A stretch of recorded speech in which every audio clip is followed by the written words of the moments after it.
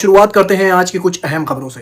दोस्तों, ईरान के अंदर बताया ये जा रहा है कि जो रोज़मर्रा के खाने वाले आइटम्स हैं, फूड्स हैं, उनके जो प्राइजेस हैं वो लगातार बढ़ते चले जा रहे हैं। ईरान लगातार कह रहा है कि हमारे अंदर के हालात ठीक हैं, लेकिन आज अल जज़ीरा के एक रिपोर्टर ने जो वहाँ पर ग्राउंड ज़ीरो की रिपोर्टिंग किया तो उसमें बताया गया है कि ईरान के जो रोज़मर्रा के आइटम्स हैं खाने पीने के, उनके रेट दिन ब दिन बढ़ते जा रहे हैं और इसकी मेन वजह यह है जो ईरान के ऊपर इस वक्त सैंक्शन लगे हुए हैं। दोस्तों, ईरान के ऊपर सैंक्शंस तो सालों से लगे हुए हैं, लेकिन हालात इस वक्त और ज़्यादा ख़राब इसलिए हैं क्योंकि स्ट्रेट ऑफ हॉर्मुज से ईरान जो इम्पोर्ट एक्सपोर्ट करता था, वहाँ से ईरान के खाने पीने के सामान भी इंपोर्ट होते थे।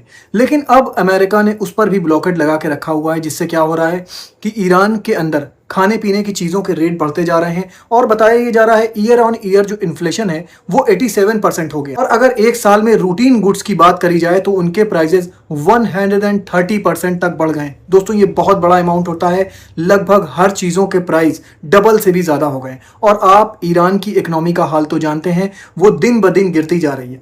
अगर आप ईरानियन रियाल को डॉलर से कंपेयर करें तो $1 is equal to 3,74,000 Iranian rial बनता है। तो इससे आपको अंदाज़ा लग रहा होगा कि इस वक्त ईरान में कितने ज़्यादा इकोनॉमिक क्राइसिस आ रहे हैं। अब मैं खबर आपको गाज़ा से बता दूं। दोस्तों, गाज़ा में आज 50 लोगों का फ्यूनरल एक साथ करा गया। बताया ये जा रहा है कि इजराइल ने जो हमले किए थे, अब जिन लोगों की बॉडी रिकवर हो रही है, 3 साल से जो हमले कर रहा है इजराइल, तो मलबों के अंदर से ये बॉडी बरामद हुई है और 50 लोगों का एक साथ फ्यूनरल करा गया है। मैं आपको बता दूं, इजराइल फिर लगातार हमले कर रहा है गाज़ा के ऊपर, जिसमें बताया ये जा रहा है ट्यूसडे से लेकर अब तक लगभग 16 लोग मारे जा चुके हैं गाज़ा के अंदर। इसी के चलते टर्की, इजिप्ट और कतर ने इजराइल के इन हमलों को कंडेम किया है। उन्होंने कहा है कि डोनाल्ड ट्रंप का जो बोर्ड ऑफ पीस प्लान है उसको इजराइल नहीं मान रहा है और अमेरिका को चाहिए कि अब अमेरिका फोर्सफुली इजराइल से ये जो बोर्ड ऑफ पीस का प्लान है इसको इजराइल के ऊपर इन्फोर्स करे। मतलब इजराइल से ये प्लान को, बोर्ड ऑफ पीस के प्लान को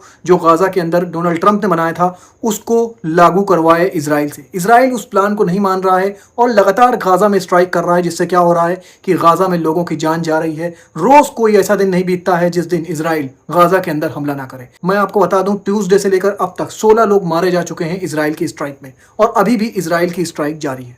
अब मैं आपको एक खबर और बता दूं फिलिस्तीन से। तो वेस्ट बैंक में भी इजरायली सेटलर्स का आतंक जारी है। वेस्ट बैंक का एक विलेज है जिसका नाम है कुसरा, वहां पर 11 दिन से उस विलेज को सीज करके रखा हुआ है। मतलब कि उस विलेज से ना कोई बाहर जा पा रहा है और ना कोई अंदर आ पा रहा है और इजरायली सेटलर्स जो हैं वहां पर बैठे हुए हैं। तो सोचिए वो लोग किस तरह से रह रहे होंगे। ना खाने का सामान अंदर जा पा रहा है, ना ही कोई पीने का सामान अंदर जा पा रहा है। उन लोग के ऊपर पूरा ब्लॉकेट लगा के रखा हुआ है इजरायली सेटलर्स ने। इसी के साथ मैं आपको बता दूं, फिलिस्तीन में रमल्ला में लगभग 10,000 जो फिलिस्तीनियों के घर हैं उनको गिराने का ऑर्डर पास कर दिया है इजराइल ने। दोस्तों, मैं आपको बता दूं, इसका रीज़न जो इजराइल ने बताया है वो ये है कि इनका जो परमिट है वो वैलिड नहीं है। इसी के चलते ये 10,000 घर गिराए जा रहे हैं। और इतमार बेन-गुविर जो इजराइल के फार राइट मिनिस्टर हैं और वहाँ के सिक्योरिटी मिनिस्टर भी हैं, उन्होंने कहा है ये घर गिरने की जो आवाज़ें हैं ये मुझे बहुत पसंद हैं। This sound is wonderful. जो घर गिर रहे हैं उनकी आवाज़ें जो इतमार बेन-गुविर के कानों में जा रही है, तो वो कह रहे हैं कि ये आवाज़ें मुझे बहुत पसंद हैं। अब मैं दोस्तों खबर आपको सूडान से बता दूं। सूडान में भी सूडानीज आर्मी और आरएसएफ के बीच जंग जारी है। जा रहा है कि सूडान के कोर्दफान एरिया में सबसे ज़्यादा क्राइसिस गहरा सकती है। इसमें बताया जा रहा है कि न्यूली जो डिस्प्लेस लोग हैं उनकी तादाद बढ़कर अब 2 लाख हो गई है। मतलब कि इस एरिया में जो लोग हैं वो 2 लाख लोग ऐसे हैं जो डिस्प्लेस हो चुके हैं। अब मैं आपको खबर अमेरिका से बता दूं। अमेरिका का 72 साल पुराना अलायंस अब टूटता हुआ नजर आ रहा है। दोस्तों, साउथ कोरिया के साथ अमेरिका का 72 ईयर्स पुराना अलाय है, लेकिन अब ऐसा देखा जा रहा है कि ये अलाय टूटता हुआ नजर आ रहा है।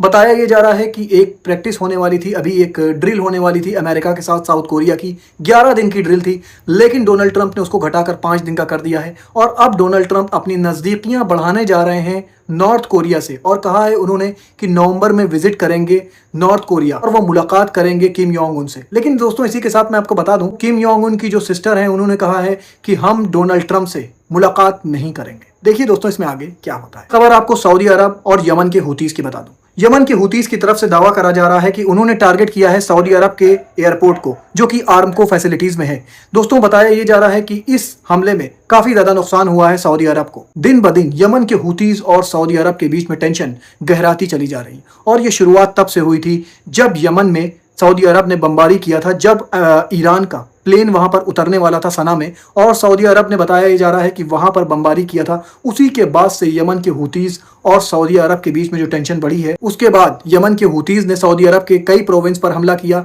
फिर सऊदी अरब ने यमन के हुतीज पर हमला किया, और अब यमन के हुतीज का आज सऊदी अरब के एक इंटरनेशनल एयरपोर्ट पर हमला किया है, और बताया ये जा रहा है ये आर्मको जो फैसिलिटीज है उसके पास है। अब मैं खबर आपको रशिया और यूक्रेन की बता दूं। दोस्तों, रशिया लगातार हमले करता जा रहा है यूक्रेन के ऊपर, और यूक्रेन को अब संभलने का मौका नहीं दे रहा है रशिया।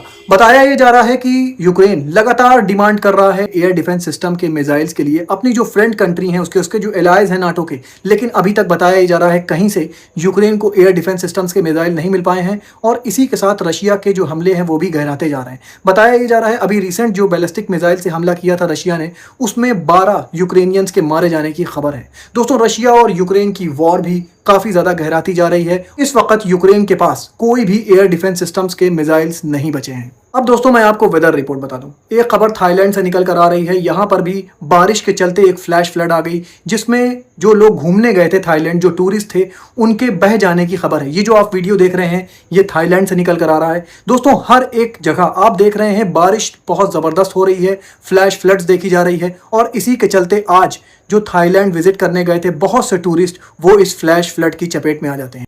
दोस्तों, इस फ्लैश फ्लड में कितने लोग हलाक हुए हैं अभी उसकी रिपोर्ट निकलकर सामने नहीं आई है। मैं ऐसे ही खबरें लेकर आपके पास आता रहूंगा। अपना बहुत ख्याल रखिए और मुझे भी अपनी दुआओं में याद रखिए।